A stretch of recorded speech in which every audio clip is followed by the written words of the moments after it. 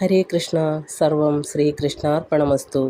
സുരലോകത്തിൽ നിന്നൊരു ജീവൻ പോയി നരലോകെ മഹീസുരനാകുന്നു.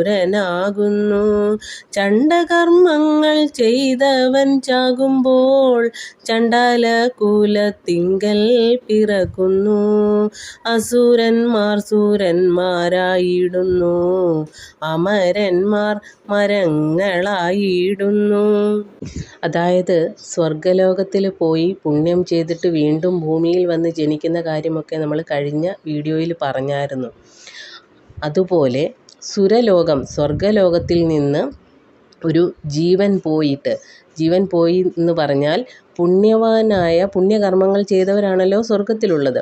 അവർ വീണ്ടും എങ്ങോട്ട് വരുന്നു? നരലോകെ, നരന്മാർ വസിക്കുന്നിടം ഭൂമിയിൽ വന്നിട്ട് മഹീസുരനാകുന്നു.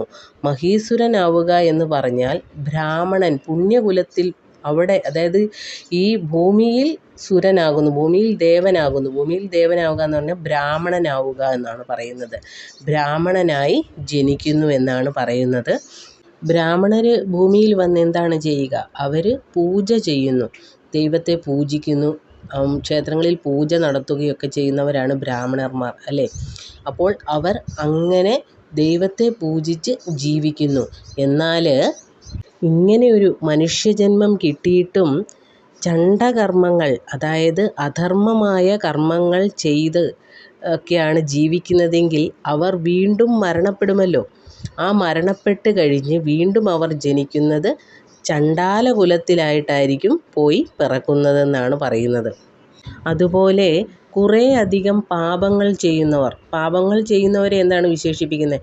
അസുരന്മാരുടെ ജന്മമാണെന്നാണ് പറയുന്നത്, അല്ലേ? അപ്പോൾ അങ്ങനെ പാപം ചെയ്തിട്ട് അവർ എവിടെ പോകും? അവർ നരകങ്ങളിൽ പോകും. ആ നരകങ്ങളിൽ പോയി കഴിയുമ്പോൾ അവിടെ ചെന്ന് അനുഭവിക്കാവുന്നത് മുഴുവൻ അനുഭവിച്ച് നമ്മുടെ ആ ഒരു പാപങ്ങൾ മുഴുവൻ തീർന്നു കഴിയുമ്പോൾ ഒരു പക്ഷേ അവർ സുരന്മാരായിടുക എന്ന് പറഞ്ഞാൽ ദേവന്മാർ ആവാനും സാധ്യതയുണ്ടെന്നാണ് പറയുന്നത്. അങ്ങനെ ദേവന്മാരായി വരുന്നവർ എന്താവും? മരങ്ങളായിടുന്നു. അമരന്മാർ എന്ന് പറഞ്ഞാൽ എന്താണ്? മരണമില്ലാത്തവർ. ദേവന്മാരാണ് മരണമില്ലാത്തവർ. അപ്പോൾ അവർ മരങ്ങളാവാനും സാധ്യതയുണ്ട്. മരങ്ങളാവുക എന്ന് പറഞ്ഞാലും ശ്രേഷ്ഠമായ ഒരു ജന്മമാണ്. ഇങ്ങനെ ഒന്നിനും ഒരു സ്ഥിരതയില്ല. അസുരന്മാർ ദേവന്മാരാവുന്നു, ദേവന്മാർ മനുഷ്യന്മാരാവുന്നു, മനുഷ്യർ അസുരരാകുന്നു, അസുരർ വീണ്ടും ദേവന്മാരാവുന്നു. അങ്ങനെ ഒന്നിലും ഒരു സ്ഥിരതയില്ലാതെ പോകുന്നു എന്നാണ് പറയുന്നത്.